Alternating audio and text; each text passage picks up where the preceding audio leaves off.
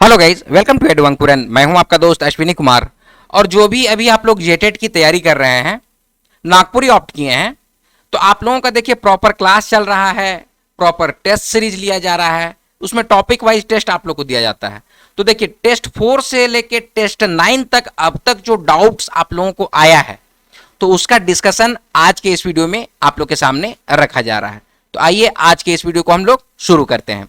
देखिए ये पहला क्वेश्चन है, ये टेस्ट 8 से है। तो आप लोग ये मत सोचिएगा ना टेस्ट 8 हुआ तो टेस्ट 9 कहाँ गया।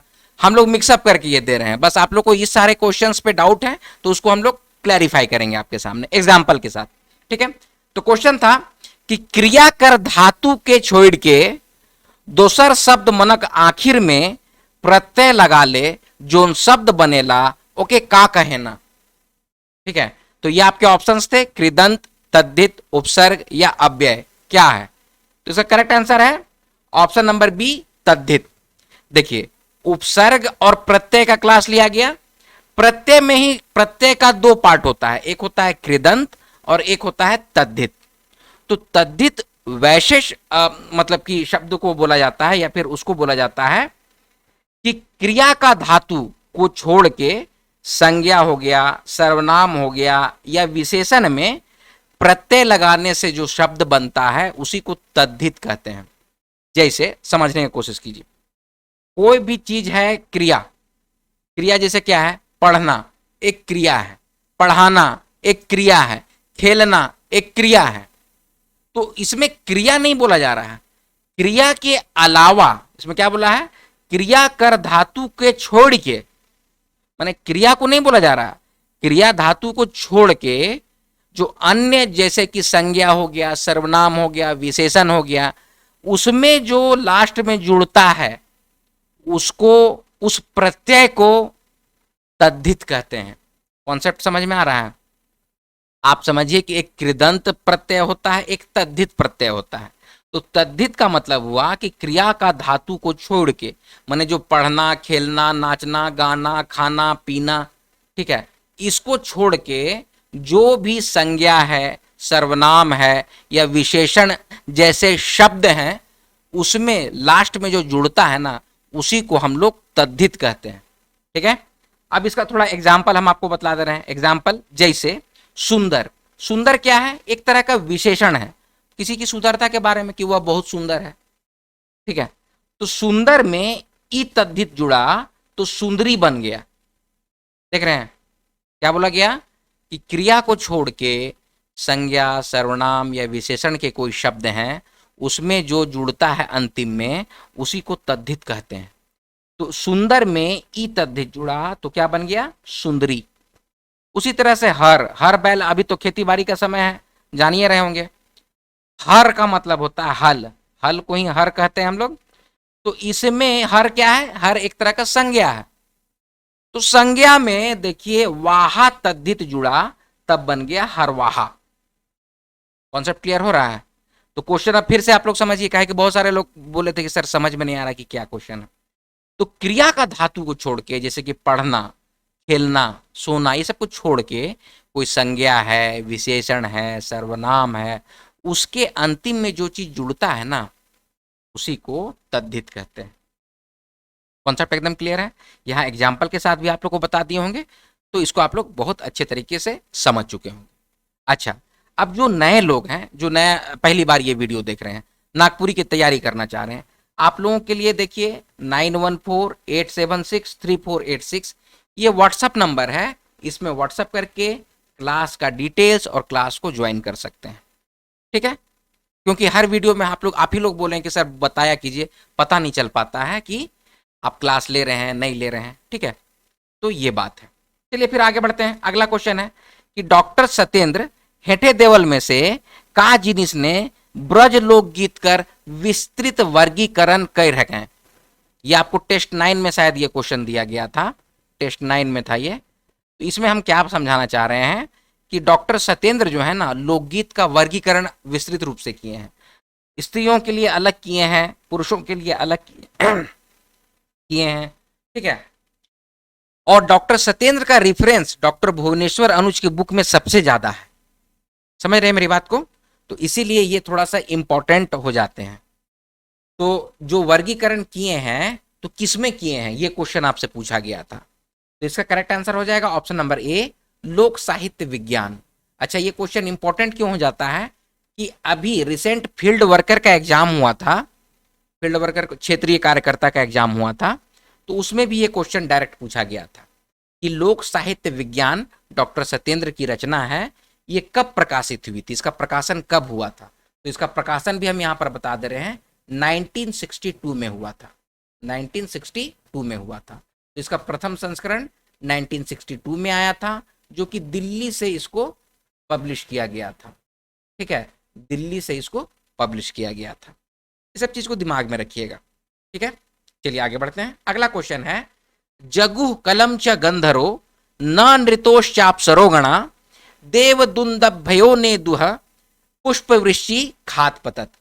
देखिए ये एक श्लोक है, ठीक है, जिसमें कि अच्छा अब आपको क्वेश्चन पूछेगा, ये टेस्ट 9 में अभी रिसेंटली लिया गया था।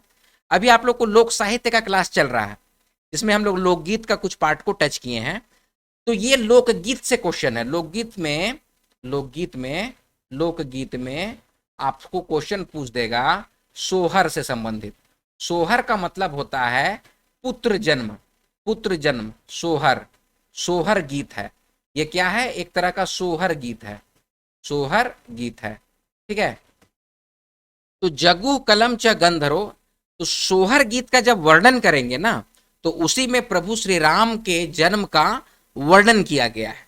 तो उसमें ये बात को बोला गया है, कौन बोले हैं, महर्षि वाल्मीकि। रामायण भी दो तरह का है, ठीक है, एक है रामचरितमानस और एक है रामायण।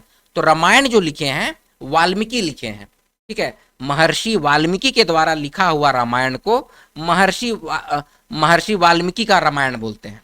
और मानस जो है, मानस तुलसीदास का लिखा हुआ है, तो मानसे को बोला जाता है रामचरित मानस, क्योंकि राम के चरित्र का वर्णन उसमें है। और उसी का हम लोगों को कोशिश किया जाता है कि जिस तरह से प्रभु श्री राम का चरित्र है, जिस तरह से वो जीवन यापन किए हैं, उनका जन्म हुआ है, उस सारी चीज का वर्णन है। मतलब कोई हवाई बात नहीं है, मतलब कि सब कुछ का, उनका जब जन्म हुआ, कब हुआ, किस नक्षत्र में हुआ, किस डेट में हुआ, सब चीज का इन लोगों ने वर्णन किया है, ठीक है। तो उस काल में जगु कलम च, क्या बोला जा रहा है कि उस काल में गंधर्व मतलब कि जो गंधर्व लोग होता है, कहा जाता है स्वर्ग लोक होता है। तो स्वर्ग लोक में जैसे अभी हम लोग में जैसे कैसे ऑर्केस्ट्रा होता है, या फिर अरिजीत सिंह के गाने सुनते हैं, या सुनिधि चौहान के, या फिर श्रेया घोषाल का गाना सुनते हैं ना, तो गायक लोग हैं। तो उसी तरह से कहा जाता है कि स्वर्ग लोक में जो गायक होता है ना, उसको गंधर्व कहा जाता है। नाचने गाने का काम जो करते हैं उसको गंधर्व और अप्सरा कहते हैं। कॉन्सेप्ट को क्लियर, एकदम सारा चीज को तोड़ तोड़ के समझा रहे हैं, ठीक है। जो गंधर्व होते हैं वो स्वर्ग लोक में नाचने गाने का काम करते हैं, गंधर्व हो गए और अप्सरा हो गए। तो क्या बोला जा रहा है कि जगु कलम, उस युग में गंधर्व जो हैं वो न नृतो चाप सरोगणा, न नृतो मतलब कि नृत्य कर रहे हैं, किसके साथ, अश्य मतलब कि और, माने कि गंधर्व और अप्सरा नृत्य कर रहे हैं, ये सारे गण लोग मिलके, ठीक है। और देवदुंदुभ्यो मतलब कि देवता गण में दुदुम्भी बज रहा। दुदुम्भी मतलब हम लोग जो ऐसे अभी नगाड़ा बजाते हैं ना, नगाड़ा, तो स्वर्ग लोक में उसी को कहा जाता है दुदुम्भी, समझे, बड़ा बड़ा नगेड़ा बज रहा है। तो हम लोग तो समझ जाते हैं कि नगेड़ा का है, लेकिन स्वर्ग लोक में जो नगेड़ा होता है उसी को बोला जाता है दुदुम्भी, ठीक है। ने दुहा पुष्प ऋषि खात पतत, पतत मतलब गिरना, आकाश से गिरना, उसी को बोला जा रहा है खात पतत, मतलब कि पुष्प की वर्षा हो रही है आकाश से। तो इसमें क्या बोला जा रहा है कि ऊपरे देवल श्लोक प्रभु श्री राम जन्म खन गंधर्व और अप्सरा मन कर नाचे गावे का वर्णन करेला।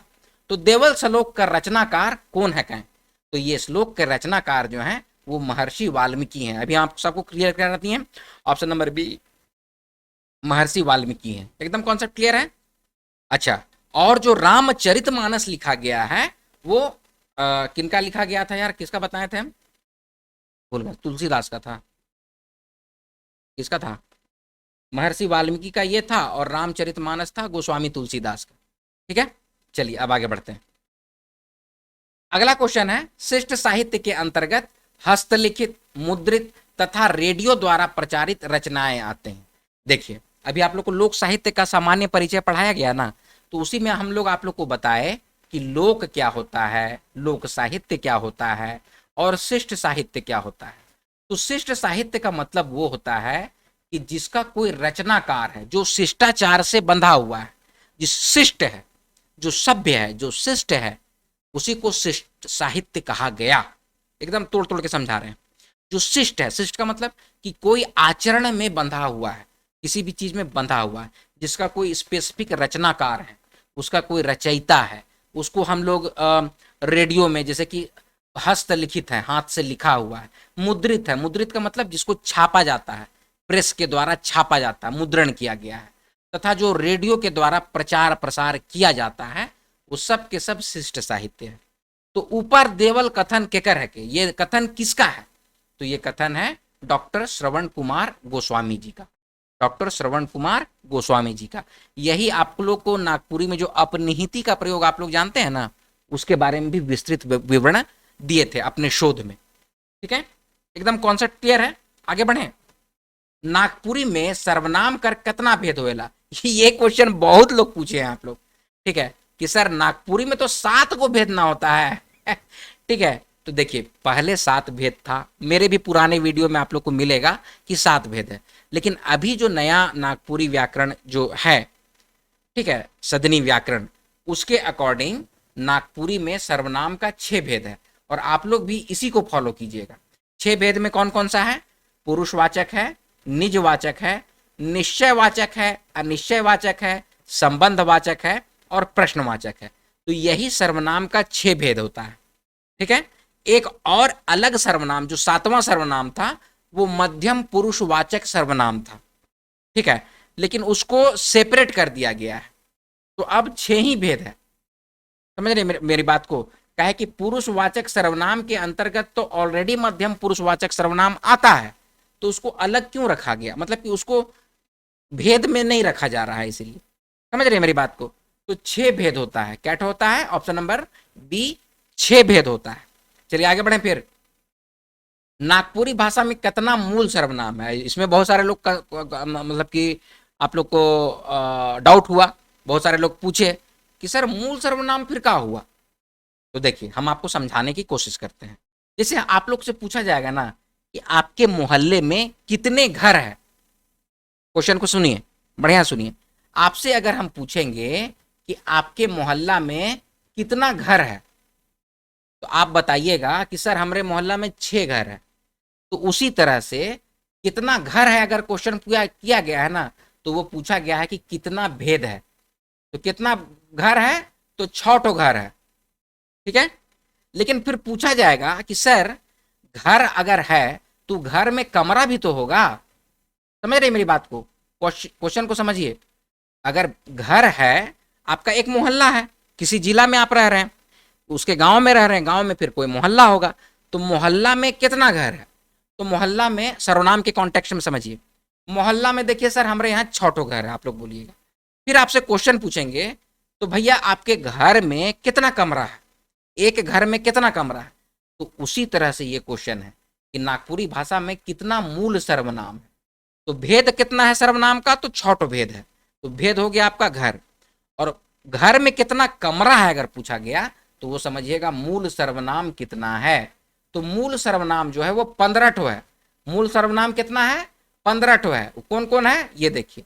नागपुरी में 15 गो मूल सर्वनाम है। जैसे मोय हो गया, तोय हो गया, रौरे हो गया, अपने या आपने हो गया, ई, उ, जे, से, ते, का, कौन, केव, कोनो, उसके बाद फिर अपने और आपने है। तो ये टोटल 15 गो है। एक क्वेश्चन हम इसी में से बता दे रहे हैं। फादर पीटर शांति नौरंगी जो है ना, वो 14 ठो बताए थे। मूल सर्वनाम कितना है बताए थे? तो 14 ठो बताए थे। बहुत ध्यान से क्लास को सुनिए। आप लोगों को जो क्लास बतलाया जाता है उसमें एक्सप्लेन हम लोग करते ही हैं, लेकिन बाद में जो आप लोग टेस्ट अटेम्प्ट करते हैं तब आप लोग को कंफ्यूजन होता है, तो इसीलिए समझा रहे हैं। सर्वनाम के भेद कितने हैं? 6 गो हैं। मूल सर्वनाम कितना है? 15 गो है। ठीक है, 15 देखिए यहाँ पर फिर से बताए हैं। अच्छा 15 को कौन कौन सा है? तो ये सारा चीज बताएं। अच्छा, इसमें आप लोग पूछिएगा सर अपने आपने तो है ही है, तो फिर अपने आपने काहे दिए हैं? काहे कि ये आपका निजवाचक सर्वनाम होता है। मैं खुद से पढ़ लूंगा, मोय अपने हैं पढ़ ले मुंह। फिर से, मैं खुद से अपने से पढ़ लूंगा, तो उसको नागपुरी में कैसे बोलेंगे? मोय अपने हैं पढ़ ले मुंह। ठीक है, तो वो अपने हैं जो है ना, वो निजवाचक के अंतर्गत आएगा। ठीक है, अब जैसे गुरु जी सबके को बताना, गुरु के बारे में, मुखिया के बारे में, किसी के बारे में, कोई मतलब कि बड़े बुजुर्ग हैं जिनको सम्मान देना है, तो उसके लिए अपने या आपने का भी प्रयोग होता है, जो मध्यम पुरुषवाचक सर्वनाम के अंतर्गत आता है। कॉन्सेप्ट क्लियर हो रहा है? सर्वनाम का भेद कितना? 6, और मूल सर्वनाम कितना? 15। सर्वनाम का भेद मतलब कै ठो घर है, तो 6 ठो घर है। अब वो 6 घर में कितना कमरा है सब मिला जुड़ा के, तो 15 ठो कमरा है। कॉन्सेप्ट क्लियर है? कोई दिक्कत है आप लोग को? कोई दिक्कत होगा या फिर कुछ और भी अगर होगा तो कमेंट सेक्शन है, कमेंट सेक्शन में कमेंट कीजिएगा। और अगर समझ गए सबको तो लिखिएगा समझ गए। ठीक है, चलिए आगे बढ़ते हैं। अगला, अच्छा सेम क्वेश्चन फिर से हम लोग आप लोग को दे दिए हैं कि फादर पीटर शांति नौरंगी अपन किताब नागपुरिया सदानी व्याकरण में सर्वनाम कर कितना संख्या बताए हैं। यहां भेद नहीं पूछा जा रहा, संख्या बताए हैं। तो संख्या कितना है? 14 गो। कितना? ऑप्शन नंबर बी, 14 गो। कॉन्सेप्ट क्लियर है? चलिए आगे बढ़े। मोय या अपने हैं चल जाबू, तो ई वाक्य में अपने हैं कौन सर्वनाम कर उदाहरण है के? तो अपने हैं कौन है? अभी आप लोग देखिए, अभी प्रीवियस अभी जितना ही बता रहे हैं वो सब चीज को देखिएगा। तो अपने हैं जो है वो निजवाचक सर्वनाम के अंतर्गत आएगा। ऑप्शन नंबर सी, निजवाचक सर्वनाम। निजवाचक सर्वनाम की परिभाषा क्या है? कि जोन सर्वनाम से अपन निज कर खुद कर बोध होवेला ओके निजवाचक सर्वनाम कहल जाएला। तो अपने हैं निज कर बोध करावत है, करावत है होगा यार, क्या लिखते हो? ठीक है, ठीक है, चलिए आगे बढ़ते हैं। अगला क्वेश्चन है, नागपुरी में कौन कारक कर चिन्ह कर लोप हो जाएला? इससे भी बहुत सारा क्वेश्चन आप लोग पूछे हैं कि सर कारक का कितना भेद है, सर कारक का विभक्ति का है, बार बार आप लोग पूछते हैं। देखिए, नागपुरी में कौन से कारक का चिन्ह जो है विभक्ति है उसका लोप हो जाता है? तो कर्ता कारक का जो ये है, नागपुरी में कर्ता कारक की विभक्ति का लोप हो जाता है। ठीक है, इसको दिमाग में रखिएगा। जितना कारक है, अब देखिए 8 गो कारक है लेकिन विभक्ति 7 गो है, इस बात को ध्यान में रखना आप लोग। ठीक है, चलिए आगे बढ़े। अगला क्वेश्चन है, डॉक्टर सत्येंद्र के वाणीगत अभिव्यक्ति माइन है क्या? तो आप लोगों में से कुछ लोग बोले थे कि सर अगर वाणीगत अभिव्यक्ति है तो उसको लोकाभिव्यक्ति कहेंगे ना, ऐसे आप लोग क्वेश्चन पूछे थे। तो इसका हम जवाब दे रहे हैं कि देखिए, वाणीगत अभिव्यक्ति का मतलब समझिए। अभिव्यक्ति का मतलब सबसे पहले समझिए। अभिव्यक्ति का मतलब होता है अपने आप को व्यक्त करना, अपने बारे में बतलाना, उसी को कहा जाता है अभिव्यक्ति।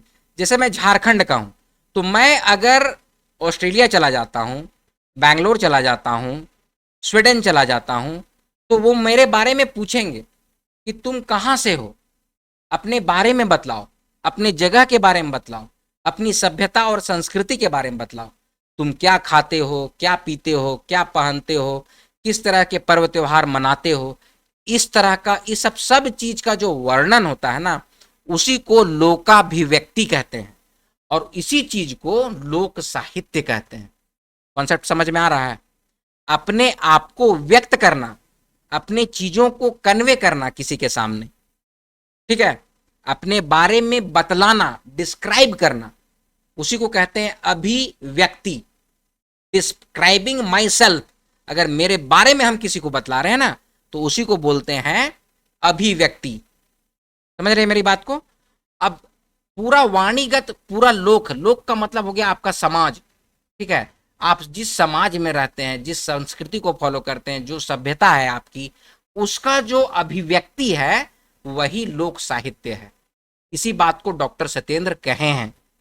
ठीक है, तो वाणीगत अभिव्यक्ति किसको कहे हैं? लोक साहित्य को कहे हैं। उसका करेक्ट आंसर क्या हो जाएगा? Option number D. कॉन्सेप्ट समझ में आता है? चलिए आगे बढ़ेंगे।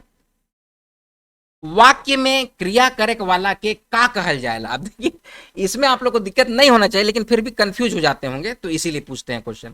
देखिए कोई भी सेंटेंस है ना, कोई भी वाक्य है, उसमें जो क्रिया करता है, जैसे मैं पढ़ा रहा हूं आपको, ठीक है, मैं पढ़ाता हूं, तो इसमें मैं जो हूं वो करता हूं।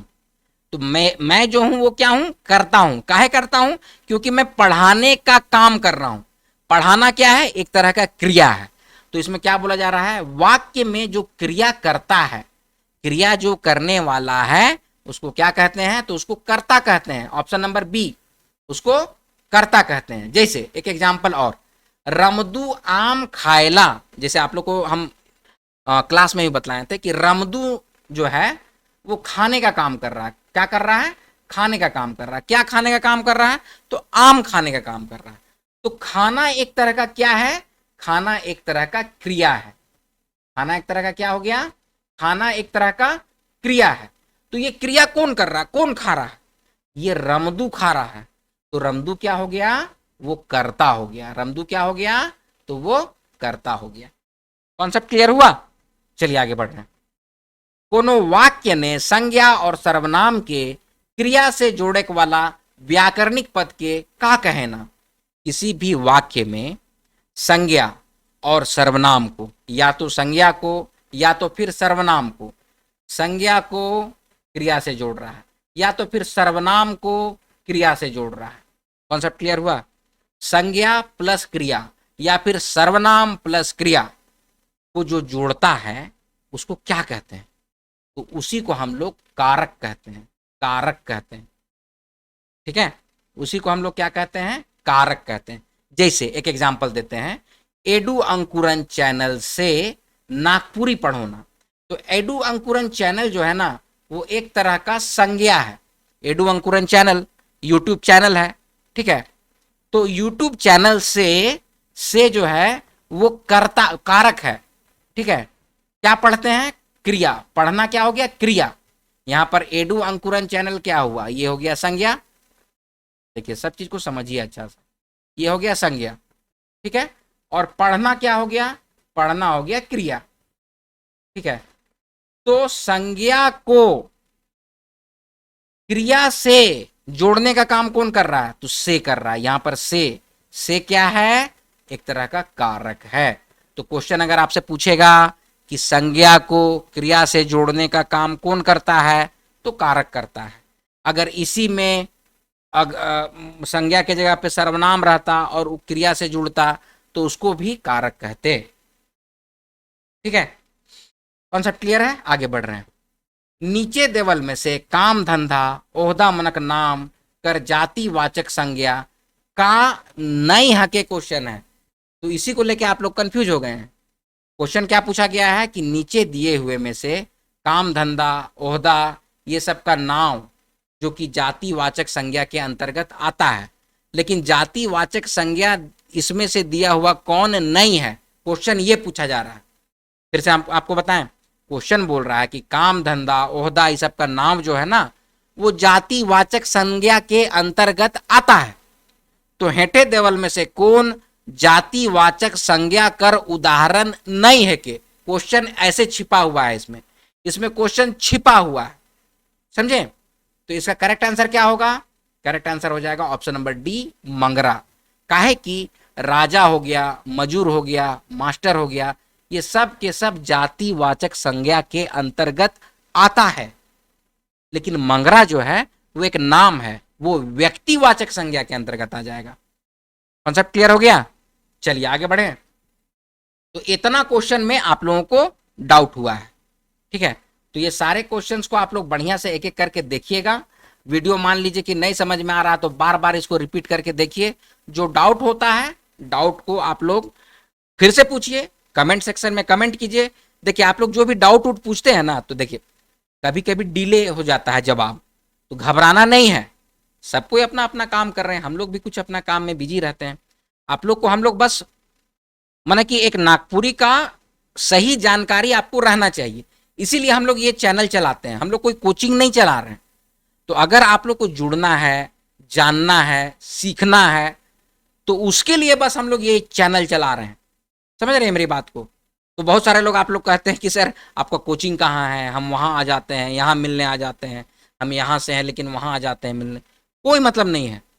ऑनलाइन चैनल चलता है। देखिए देखिए नंबर दे दिए हैं, बिल्कुल जेन्युइन नंबर है ये। इसमें व्हाट्सअप कीजिएगा 9148763486। इसमें व्हाट्सअप करके आप लोग सारी जानकारी ले लीजिएगा। जो भी कोर्स आपको अगर पढ़ना होगा, नागपुरी से संबंधित कुछ भी चीज़ है, अगर पढ़ना है, जानना है, सीखना है, तो यहाँ पर ये व्हाट्सअप नंबर दिए हैं, इसमें व्हाट्सअप करके आप लोग जुड़ जाइएगा। ठीक है, तो ये है आज का वीडियो। आई होप इसको आप लोग समझे होंगे। चलिए मिलते हैं अगले क्लास में, तब तक आप लोग अपना ख्याल रखिएगा। जय हिंद।